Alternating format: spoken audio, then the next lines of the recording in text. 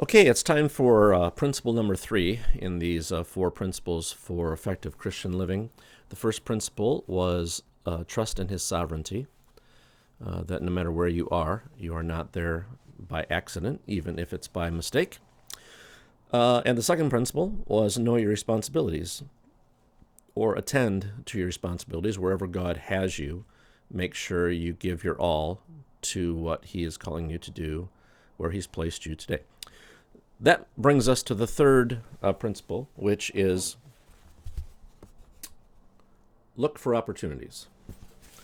Look for opportunities. Now, even as I've been reflecting on this, I think there ought to be a bit of an edit made to that statement, because I think a better word than look would be the word watch.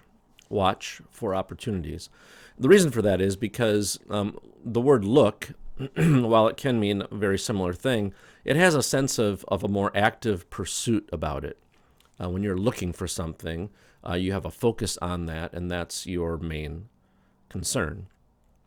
And I don't mean look for opportunities in that sense. So I think it's better to say watch for opportunities. Watch is a little bit more passive, but also alert, and that's more what I mean.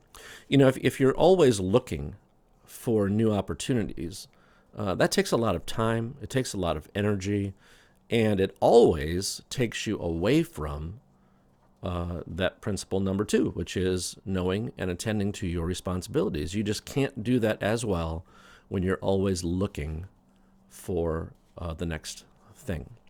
So we'll call it watch for opportunities. Now, there are times, of course, when you do need to look, where, if you've lost your job and you need to figure out a way to put bread on the table, you need to get active. You can't just be passive in that situation, and there's other similar type situations like that. But even in your looking, you need to be watchful. In other words, the watchfulness relates to an assessment of opportunities that may come your way to determine whether or not they're God's will for you. Okay, and I'll say more about that in just a moment. That's what we're watching for. We're watching for God to provide something, an open door, an opportunity. But if it's His provision and it's His opportunity, or an opportunity He provides, then it's also His will. Okay? Now, in saying this, we're talking about God's will in a bit of a different sense than we did with the first principle. In terms of looking at our history, looking at our lives to this point, we said no matter where you are, you're not there by accident, even if it's by mistake. Meaning that all of the past was somehow part of God's will, meaning His plan, because it happened. And the reason that He allowed the difficult things to happen in your life, or allowed you to make mistakes along the way, it was all factored into His plan. He wants to redeem those things. And the good things that He gave you in terms of training that you have, or the upbringing that you had, whatever that might happen to be, He's going to use those things too. He's going to use all that stuff together for the rest of your life and make out of your life what He had always planned to make out of it. So when we look back, and we look at the present, we see the results of God's plan. So His will in that sense, or the hidden will of God. But when we look forward, we talk about God's will in a bit of a different way. In other words, God's specific will as to whether or not He would have us do one thing or another. Now, this topic is one that some people, there are various thoughts about it. And some resist thinking about God's will in that way, and prefer to think that just God has these boundaries, and anything you do in between those boundaries is okay by Him. I think that's sort of a denial of the doctrine of God's providence, because it puts God on the receiving end. In other words, He's on the reacting end. So we make decisions, He reacts to it, makes it part of His overall plan. That's not the doctrine of God's providence. Everything that ever happened in your life was part of His plan, His hidden will. Everything that will happen is going to be part of that hidden will. But in the lives of believers, as we grow in our maturity, he begins to lead us more specifically and directly. Oftentimes in life, even as people who grow up in the church, as believers, we don't necessarily concern ourselves so much with what God might think about a particular decision to do this or that, go here or there, date this person or that person, marry this person or that person. Maybe marriage we do, but the other kinds of things, maybe not so much. But the more mature we become, and the more God begins to take control of our lives, the more we begin to concern ourselves with precisely those things. And so we are, whatever decisions we make, we're trying to make them according to his principles, first of all. Obviously, we don't want to make decisions that are outside God, the revealed will of God in terms of what is moral or immoral. We also want to make those decisions with regard to the purposes of God. And then linked to the purposes of God, we want to make our decisions in a way that furthers the kingdom of God. So we believe that God would lead us into things that do that. And so as we assess various situations, we can determine to a certain degree, certainly, and we'll talk more both today and in the next video about assessing God's will. We can determine fairly closely, I think, and oftentimes very concretely, what the specific will of God is for us in terms of decisions we're making moving forward. Now, it's my belief that as I've said in a previous video, as we attend to our current responsibilities seriously and for his glory and kingdom and all those kinds of things, he then, when he wants to move us into a new chapter, he brings it to us. Okay, he's a sovereign God. He's got everything in the universe at his disposal. You're not going to have to worry about missing his great new chapter for you because you weren't out there actively searching for it. Okay, he'll bring it to you. And that's what I mean by watch for opportunities. So while you're attending to your responsibilities where he has you, be watchful for opportunities that he will bring about. Now, it's important to recognize that not every opportunity that might come your way is necessarily God's will for you. And here's where we circle back, first of all, to wanting to make sure that whatever choices we make are within the moral boundaries, the principles of God, that we see that it would be achieving his purposes in some specific way, and not, and along with that, somehow being done in order to further his kingdom. In other words, just because it's an opportunity doesn't mean it's God's will for you.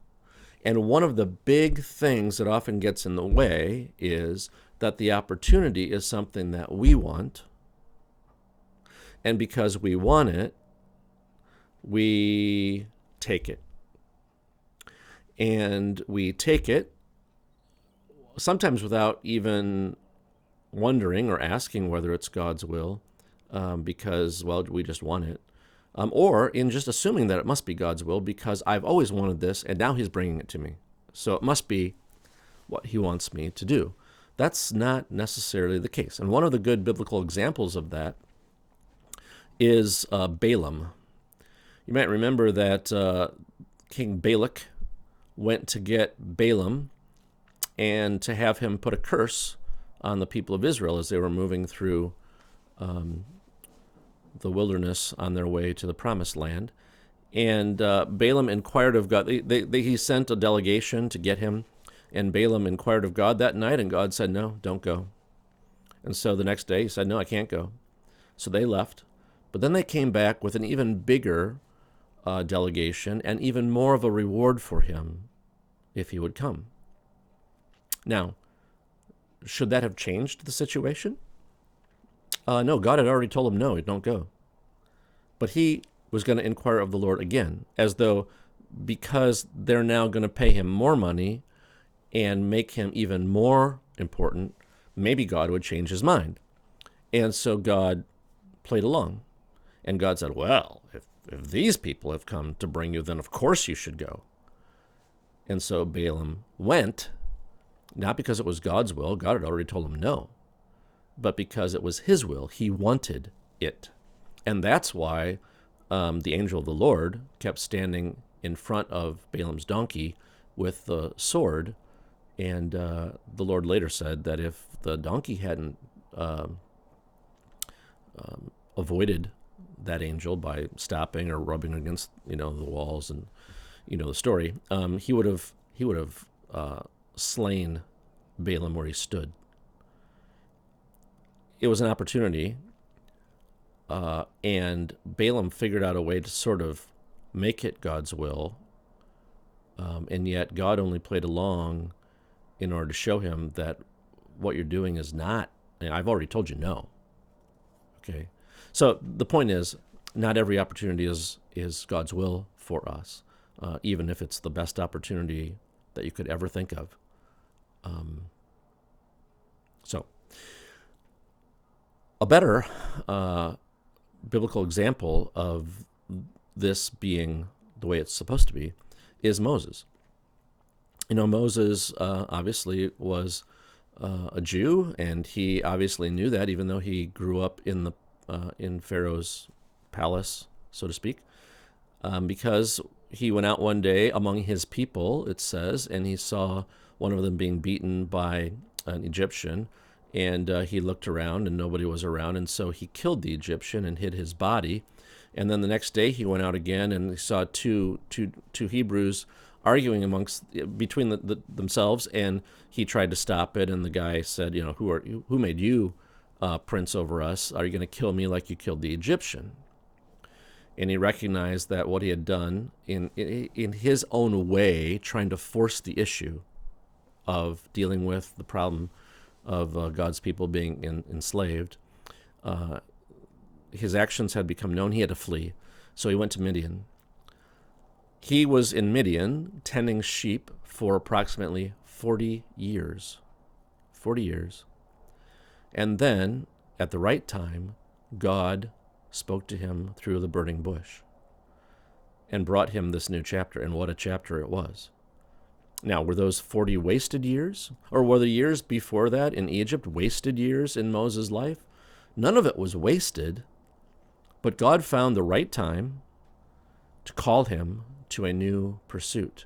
And that idea of calling into a new chapter is so very important. And we find that in Paul in 1 Corinthians 16, where Paul says, I will visit you. He's speaking to the Corinthians, and he's writing from Ephesus. I will visit you after passing through Macedonia, for I intend to pass through Macedonia, and perhaps I will stay with you or even spend the winter, so that you may help me on my journey wherever I go. For I do not want to see you now just in passing. I hope to spend some time with you, if the Lord permits. But I will stay in Ephesus until Pentecost, for a wide door for effective work has opened to me, and there are many adversaries.